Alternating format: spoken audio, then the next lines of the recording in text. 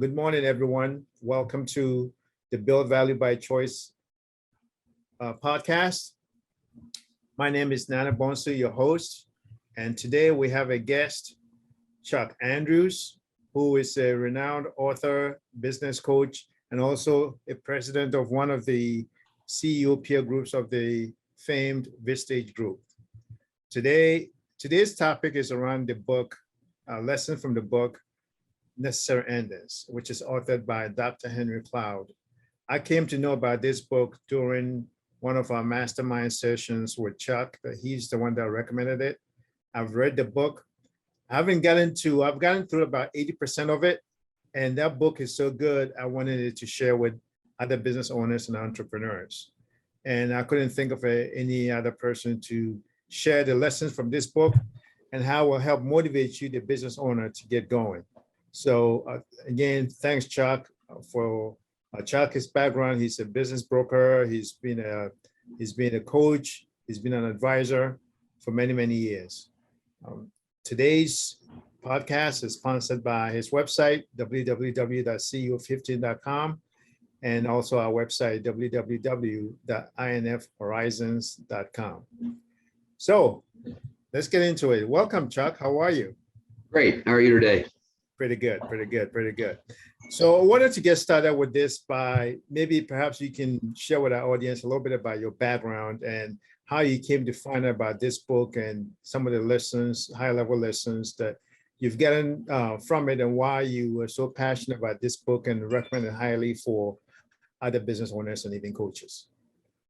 So in preparing for our discussion today, I look back on my career and yours, by the way, to see how many endings we've had. And in my case, after 56 years of being in the workforce, I've had a good number of endings.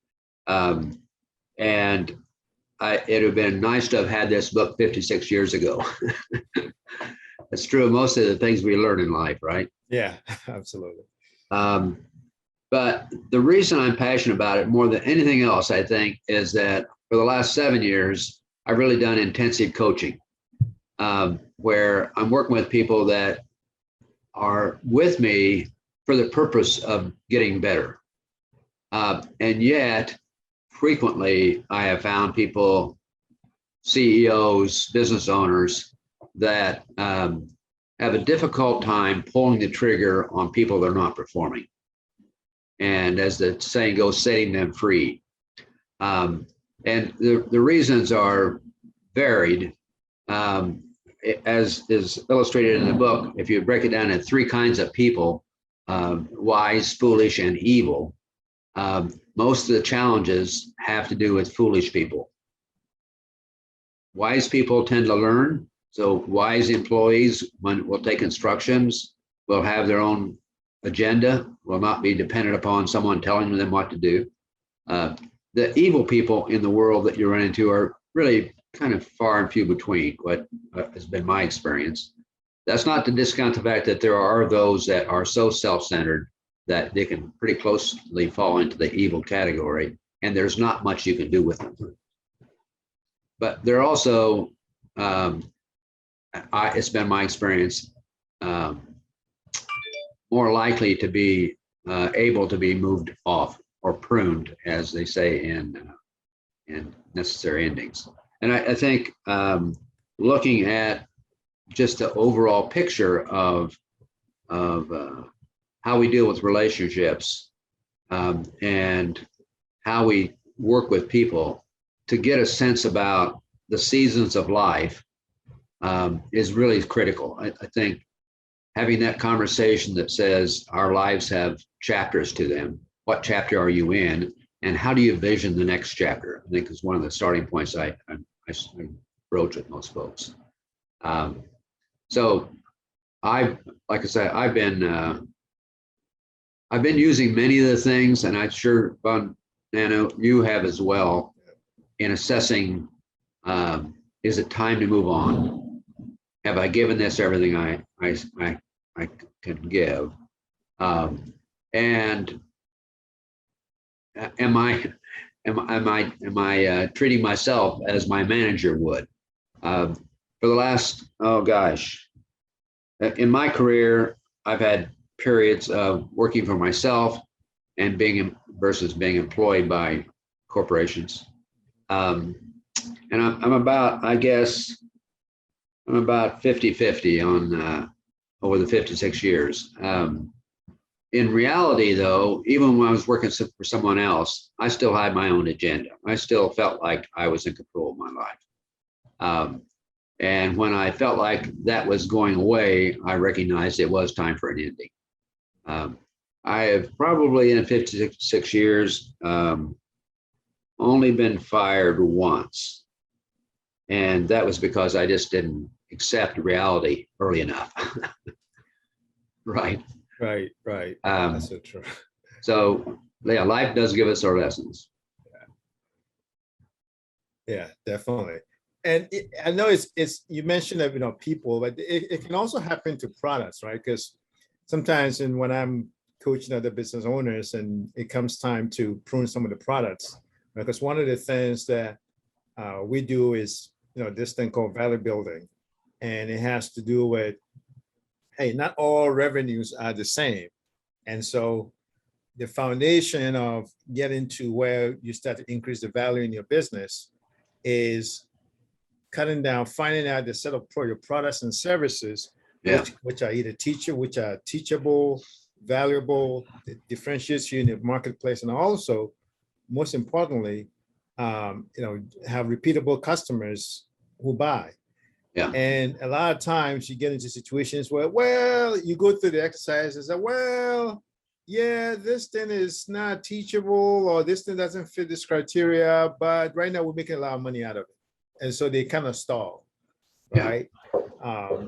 And so this is a way to, ask yourself your business owner certain questions about, hey, are you delaying this because you're afraid, or you don't have the skill to do it, or just, you just deferring it, and 3 or 5 years from now, that same issue is going to linger around. Yeah, you bring up some real good points. I think if you look at the eight value drivers that Value Builder Systems kind of guide our clients into, the question of necessary endings for each of those is a really valid way to approach it. What have you been doing just because you've been doing it for so long, right, relative to both products, people, and just how you look at your business. I think, and I'm in the same category as you are in terms of having applied the Value Builder System. I've only been at that for a year now. And I think that I'm still seeing the same issues of holding on to ideas, holding on to people, and not recognizing the seasons of life for everything. And I'm kind of excited to move forward with clients to get them to a place where they kind of come to their own conclusions about when things need to end. Yeah, and a lot of times, one of the things that I've come to realize is a lot of times sometimes they get really excited, like, oh my God, this thing has got me thinking. Yeah. And this tells me that this business line that we're in may not be the right one or not, but yeah, they just lead themselves to the right conclusion. All we can do is just help them answer the right questions. The other thing he talks about in the book is ending well. Mm-hmm. And in my day, they used to call them don't burn bridges. Right. So when you have people that are being, let's just categorize it, say a business leader that says, I've got someone that I need to prune, I need to have them move on. How they do it is as important as anything else. Are they doing it in a way that helps that person move on to the next thing in a better state of mind? Are they doing it in a way that helps that person become a reference for their business? or are they letting their emotions get carried away with the process? And that's also true, I think, around products and their own customers. Are they keeping customers that they should have cut loose a long time ago, or they're either not profitable? I guess you could probably put the customers, your business's customers, in those three categories too: wise customers, Right. foolish customers, and evil customers. Yeah. And examine them from that perspective. And how much time do foolish and evil customers take up, and how little profit is there in that process? Yeah, I mean, and I guess in that same vein, we can put suppliers, right? Because there's this thing called Switzerland structure, and it talks about employees, customers, and suppliers. So maybe suppliers can also be, thrown into the mix as far as this categorization. Exactly. Yeah. Yeah. So this, you mentioned pruning a couple of times, and I wanted to, if you could, define a little bit about how the author uses this concept of pruning and this whole thing about rose and pruning a rose bush. So what is pruning, and how does he classify what a rose is, and this whole concept? Yeah. Process? Yeah. Well, that's a good topic. I think that recognizing when I guess you could almost look at it as regarding the customer concentration issue, where you have too much of your business in one customer. And in growing flowers, you have so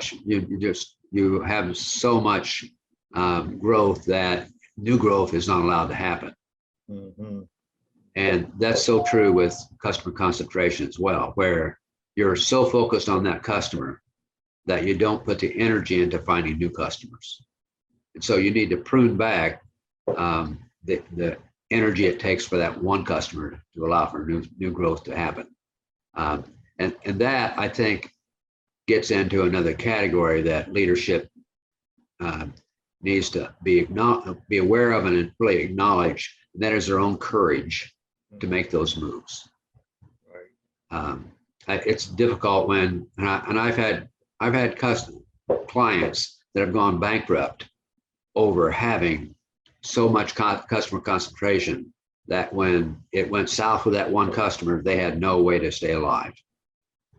So it's critical to, I guess, first of all, it's just critical to be in touch with reality. I mean, too often you can walk into a client and say, you got 70% of your business focused on one customer, and they just don't accept the reality that that's not a good thing. And we do it in our personal lives as well, just not just hoping. And in the book, Dr. Cloud talks about getting to the great state of hopelessness, recognizing that you really are in a hopeless situation is the first step to getting on to the next chapter. And I think his quote around,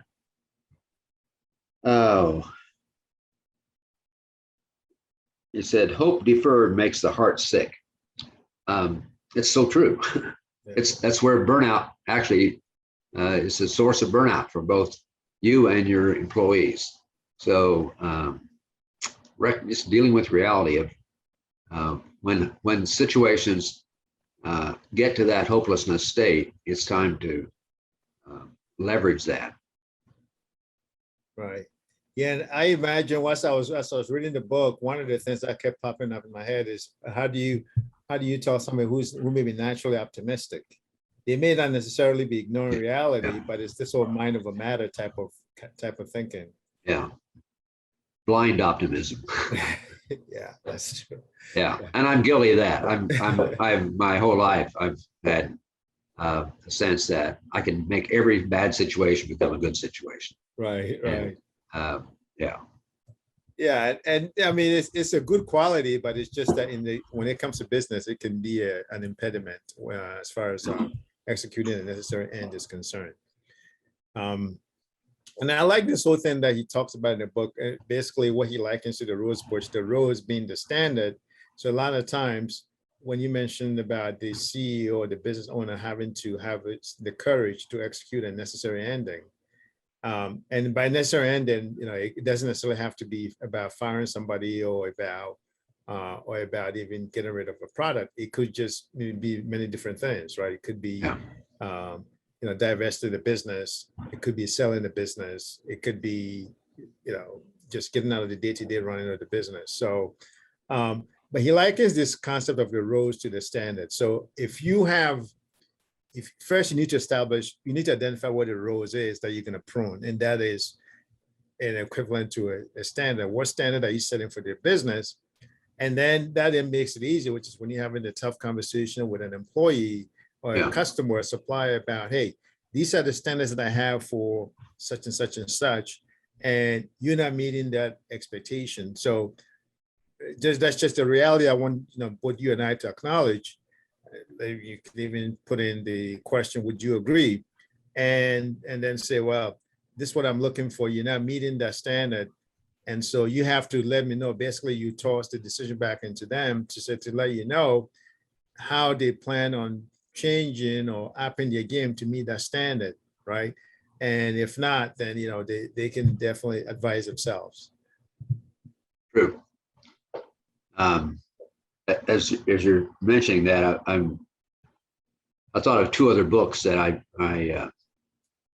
kind of blend into some of the things we do here. One is Positive Intelligence, and in Dr. Shamin's book, he talks about that there's a gift in every obstacle, but the gift could be three different things. That could be the gift of knowledge, it could be the gift of inspiration, or it could be the gift of power.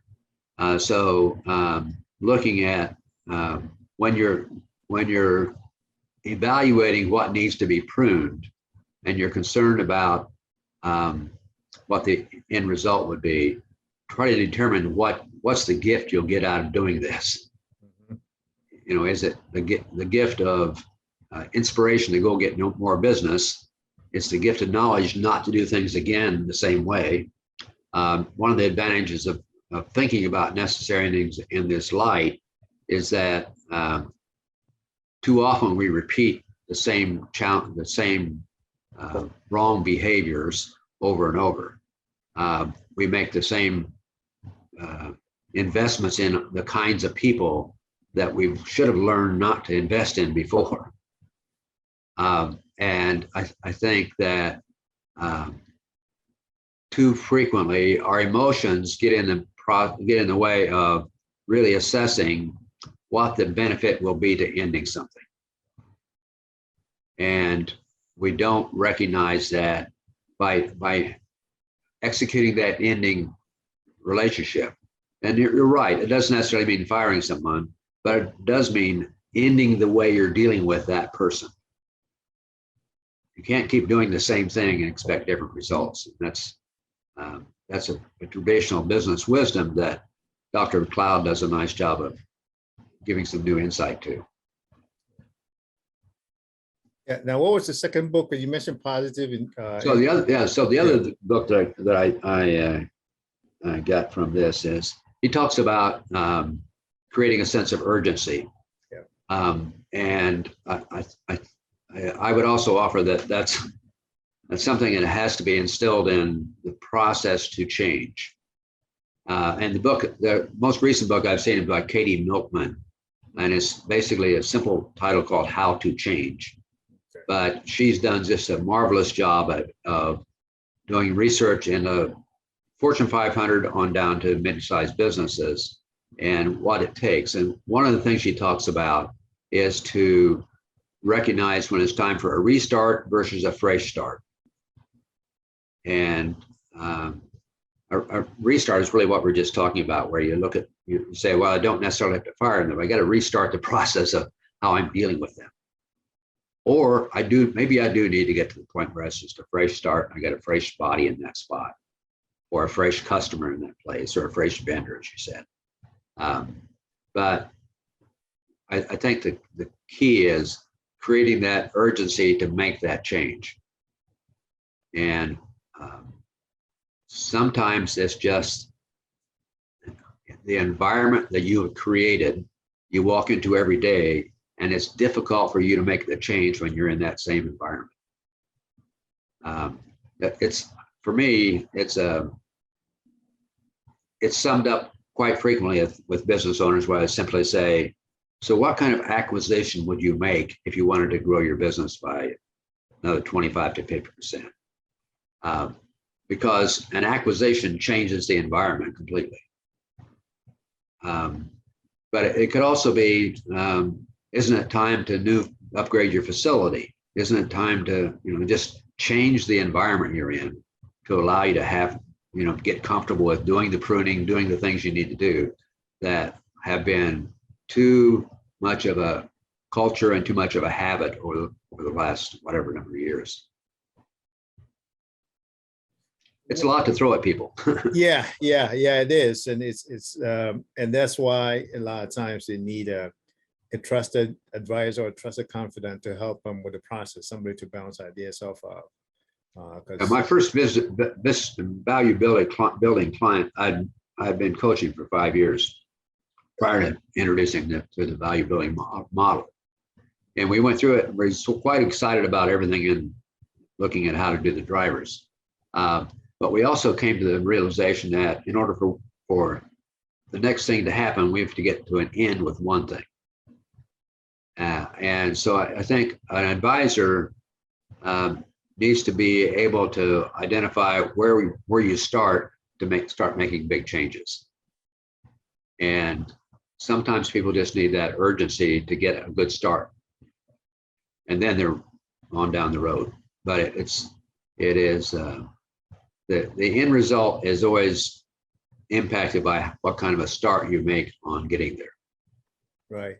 And Dr. Cloud did mention this, because I want to hop on this sense of urgency thing that you just mentioned a bit, because a lot of times when it comes to value building, because value building tends to focus on something more near to long term, like let's just say ideally 5 to 10 years out, because with the hope that at some point you're going to exit your business, whether it's about selling it, whether it's about scaling your business, whether it's about passing it down to your children, or even exiting to hire like a president to run your day-to-day operations while you go into the boardroom.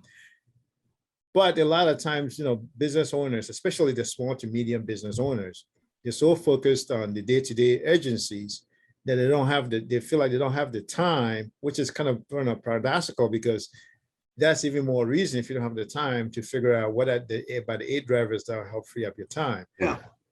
What are some of the reasons that owners have given you in terms of, and I know Dr. Clark talks about playing the advisors, so it should play the video forward for the business owner so that they can see, hey, 3 years from now, what would it look like? And guess what? If you haven't done this, this is what's going to happen. And a lot of times business owners tell themselves, give themselves all kinds of reasons, basically just to kind of, reduce whatever anxiety they have about executing the necessary change or necessary end. Yeah. What are some of the things that you have done or you've seen done that's been successful in terms of, creating the sense, helping the business owner or the CEO create a sense of urgency about why they need to focus less on the urgency? Because some of the urgent is like the Franklin Covey system. Yeah. Something may be urgent, but it may not necessarily be, if it's necessary and urgent, if it's important and urgent, you need to work on it. But, basically start to devote more of your time on the important things that are not urgent, but you need to have a sense of urgency in doing them, because 3 or 5 years from now, those are the things that are going to give you the big multiple. Yeah.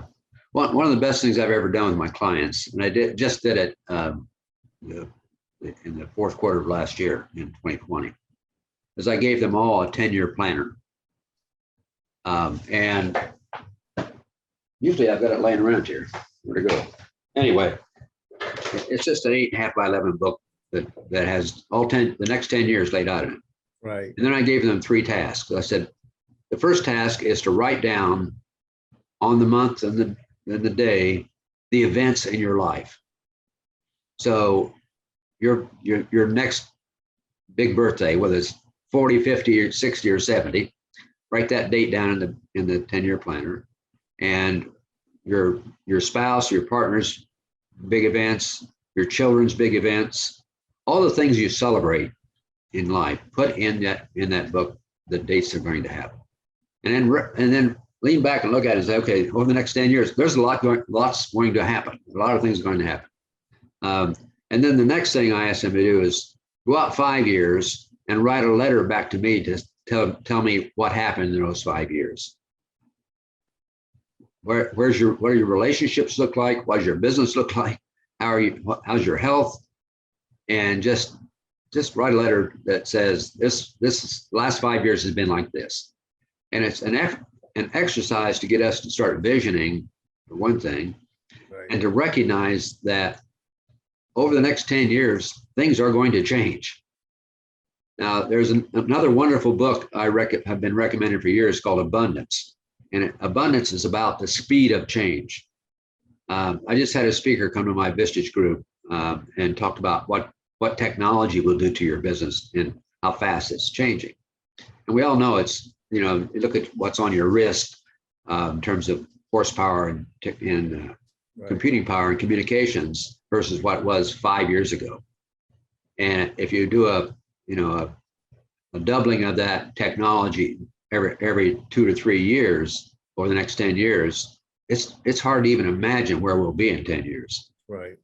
So getting people to think beyond our current situation is the kind of, I think, the key to saying, wow, I've got a lot to get done right now. It does create a sense of urgency when you start saying, okay, if I'm 60 and I want to be out of my business in 5 years, I'm way behind on a lot of things I need to do. So whatever we can do as advisors to get people to start looking out there, I think is incumbent upon us to give them those tools. Right. What other, besides business owners and entrepreneurs and CEOs, are there any other category of people you think will benefit from reading this book? Yes, I haven't done this yet, but I will, and that is my grandchildren. I've got 9 grandkids from 10 years old to 23. And there's some wisdom in here around how they deal with other people and relationships when it's time to give up on them. There's some wisdom, as you said, about where do I create and where do I should be focused on a sense of urgency about getting things done. And I just think there's some really good ideas to help the younger generations do that planning that makes their lives more effective and gives them a few less obstacles. Now, I think we all do need the obstacles. We all do need adversity. Without adversity, it's difficult to build a foundation of great character. Yeah, we also get to know how good we are. We got to test ourselves. What's that? We don't test ourselves. Exactly right. Yeah. Yeah. So thanks. I like to kind of wrap it up.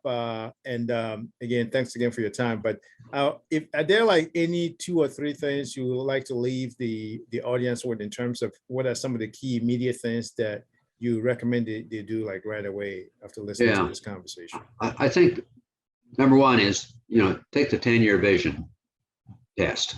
Go out and just figure out what's going to happen as best you know right now in the next 10 years. And then work backwards from that. Recognize that, and I think this is critical too, recognize that endings need to be done well. There's really great stories about people that had to either went into bankruptcy or had to shut down a big part of their business, and how well they did it had a great impact on all the people that they were working with. So give good thought to, if you have to prune, do it well, do it the right way. And then I'd say last, to do it in a way that minimizes the chance of making the same mistake going forward. Repetitive mistakes in our lives are really very normal. And to just become more in touch with reality about where we are and where we want to go. Those are my key things. Okay. Well, thank you so very much, Chuck. We really appreciate your time and insights and wisdom you've shared with us. Well, thank you for kind of helping me look back through this the right way and kind of blend different ideas with things I've learned over the years. So I appreciate it very much. Wonderful. Thanks, Chuck. Talk again soon. Bye now. Bye.